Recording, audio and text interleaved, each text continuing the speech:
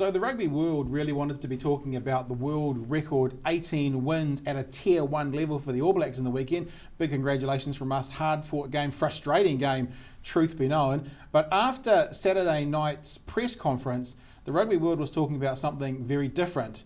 Michael Cheika and his reaction. So let's just give you a quick synopsis again of what happened. Early last week, or before the game at least, the New Zealand Herald printed this image of Michael Cheika, dressing him up as a clown and saying, "Send in the clowns," talking about the Wallabies in general. And yes, smirking and giggling from the corner, Mr. Dominic George, you've got to say, after the game, they're quite well suited actually. It was quite a good headline. Yeah. Irony being, Australian cartoonist. Yeah, but you know, a cartoon's a cartoon. They're there for Yeah. amusement, you know, and to portray, I guess, a whole sort of news issue, if you like, and put it into one image. The picture painting the 1,000-word scenario. That was pretty cool. I like that. Yeah, it wasn't too bad. So then at the press conference, Michael Cheika was asked if he had anything to say about the world record 18 wins, and this is what came out of his mouth.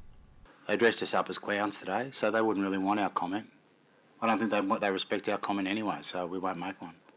So he's drawing some kind of weird conclusion between the New Zealand Herald and the press in general being controlled by the All Blacks. They dressed us up as clowns, as in the All Blacks dressed us up in clowns, so they wouldn't want to comment on it. The press then asked him if he was actually offended by it in a serious way. Could he expand on that? And this is what they had to say. You know? Yeah, well, I did, mate. Yeah, absolutely. They've put the crest on, you know, that's our crest, and, you know, our stuff. I think there's look, it's no big deal, really. So they weren't very happy about it. But Dominic George, I well remember towards the finals of the Rugby World Cup last year, New Zealand versus Australia, no one seemed to really mind so much when the Australian media did this to Richie McCaw.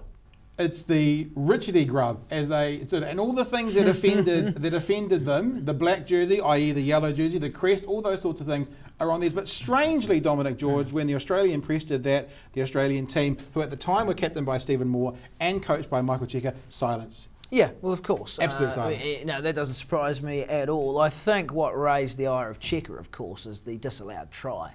And that would get anyone riled up. But I would have been worse in a press conference if I was Michael Cheika.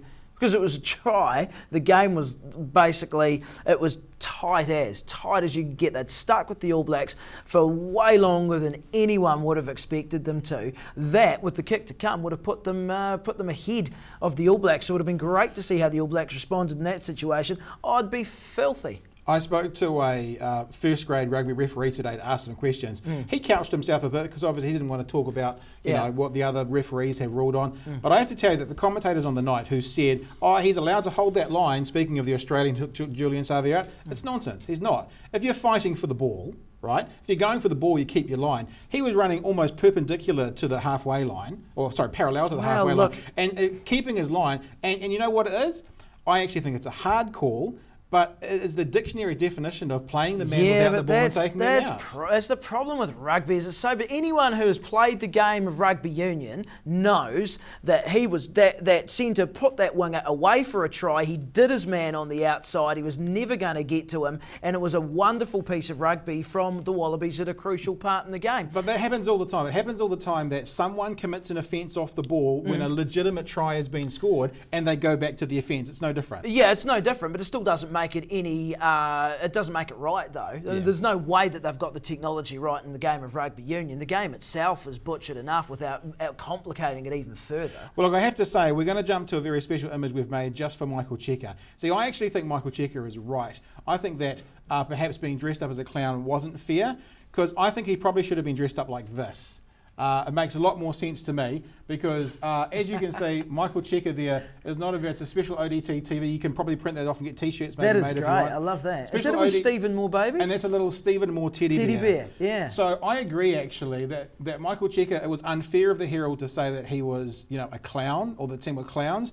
I actually think after the complaints, because even if you're right, Dominic George, even if you're right and it should have been allowed, he still behaved like a pork chop. The crying. And the whinging and the moaning he did in the press conference, and you could see it because other parts of the press conference he pulled back and he went, "Oh no, now to get back to your question."